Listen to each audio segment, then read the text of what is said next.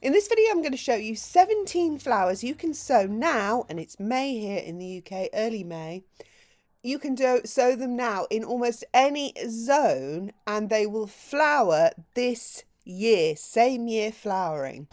These are easy ones as well. None of these flowers are tricky to grow, so they're great for beginners or for people who are just starting to, who know a bit about gardening, but they want to get into sowing their own seeds to save money, because let me tell you, it does save money. If you want to sow flowers from seed and have them flower this year, but you don't like any of the ones that I mention, we'll just start the video with a few things you need to look out for if you are going to go on your own and take the road less travelled.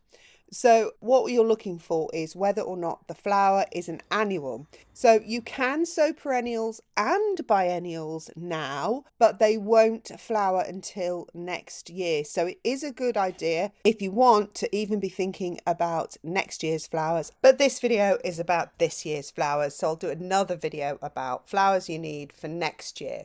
Foxgloves, Canterbury bells, or campanula as some people call them.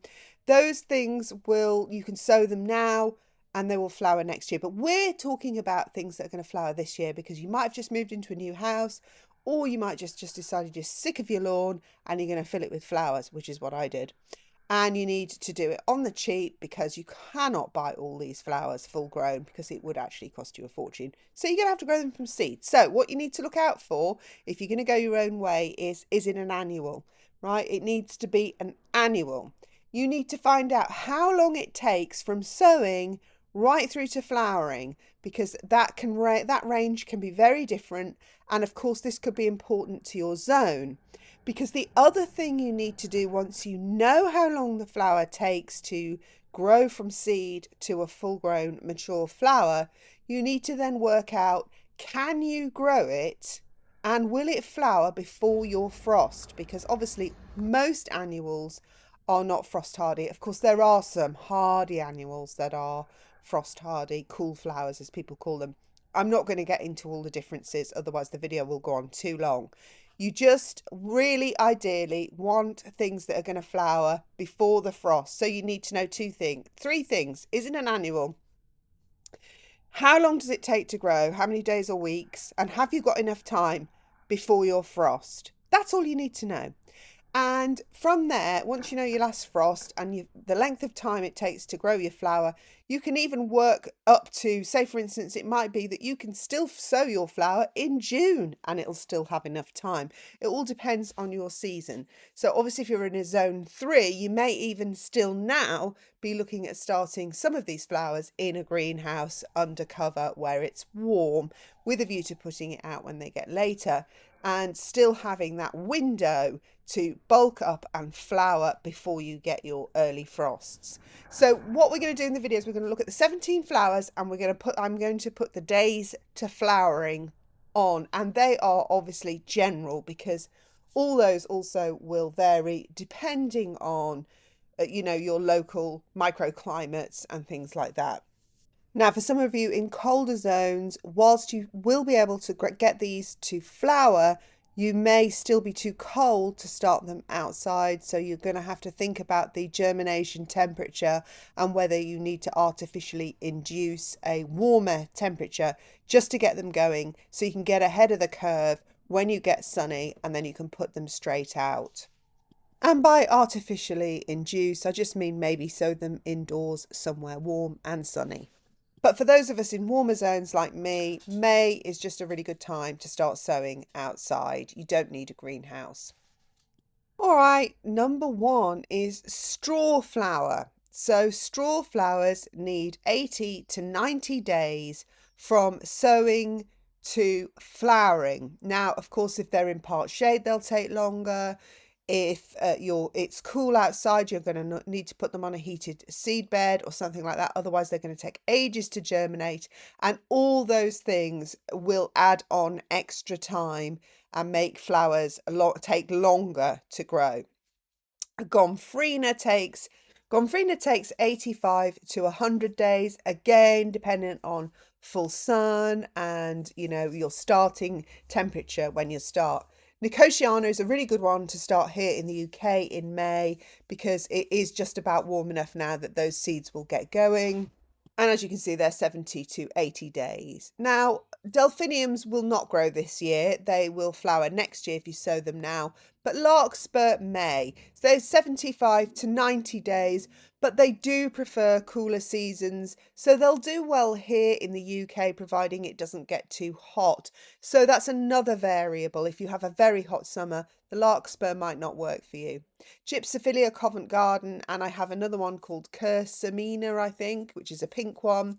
They take 60 to 80 days. And again, so if you started them earlier in the season, they're going to take longer to germinate. That's why there's a variable there. But if you start them now, they'll germinate fast. Snapdragons is the next one. They take about the same as the Gypsophilia, 60 to 85 days. And the reason for that variable again is if you start them in March, which you can, or February, they're just going to take a bit longer than if you start them now. The next one is Gadisha or Clarkia as it's now known, and that takes around 60 to 70 days. That's really fast. I've just germinated some in my garden. Nigella is so fast and just self-seeds everywhere. So once you've grown Nigella once, I'm telling you, you'll never need to grow it again. It grows itself. And that takes 60 to 75 days. Marigolds are super quick and they prefer being sown now when it's warmer. And marigolds take just 45 to 60 days. And also then similar looking is calendula, and they take 45 to 60 days. They're so fast. So I really recommend those. Coreopsis is another one that's very fast and it likes to be sown around now when it's warmer, and that's 60 to 70 days. Then we've got the sunflowers. Obviously, we love the sunflowers, and they are 60 to 90 days. Again, they're going to vary depending on your local area. Saponaria, I love 60 to 70 days. So for instance, if you start them now, they'll be on the 60er side of that. Then if you started them when it was cooler, they might take 70 days, if you know what I mean. Phlox. So phlox, I have a bit of a hit and miss love-hate relationship with phlox. I do kind of love them, but they are spotty germinators for me. And they take 50 to 70 days. Again, the 50 if you started them in the cooler season. 70 if you started them in the cooler season. If you start them now, more like 50 days. Zinnias are one of the easiest and the fastest, and they're 60 to 75 days. And then we've got the nasturtiums, which are 60 to 70 days, and they also self-seed. If they like the spot that they're growing in, they will self-seed around your garden. And then we have cornflowers, really easy, and they're 60 to 75 days. I've actually got some already nearly flowering in my garden because I started them in the greenhouse early, but they can definitely be started outside now unless you're in one of those colder zones.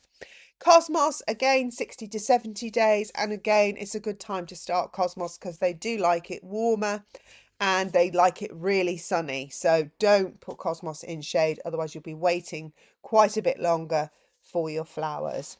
All right, that's it. That's the flowers. I didn't want to waste any time. I do have some more in-depth videos on zinnias and sunflowers, and I'll link all the ones that I have related to this below, and I will start to sort of chip away at doing more demonstrations for you to view. If you subscribe, of course, then you will know when I put up more videos, and I'll try and do more seed sowing and things like that so that they're related. But many of these really can just be sown straight into the ground.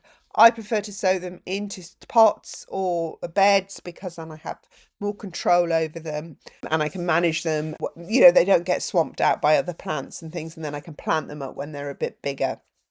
So there you go. That's the easy ones. If you sow them now, you could have a garden full of flowers, but just a few packets of seeds. So let me know what you think in the comments. I'll see you in my next video. Thanks for watching. Bye. Before you click off this video, please pay attention to this cut flower business planner.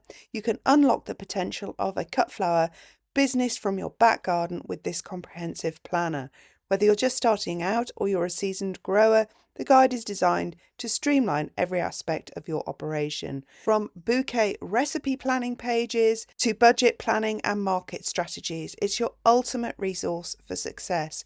With user-friendly layouts and international availability on Amazon, you have everything you need to grow and thrive a little backyard business. Grab your copy today and watch your flower business boom. Thanks for watching. Bye.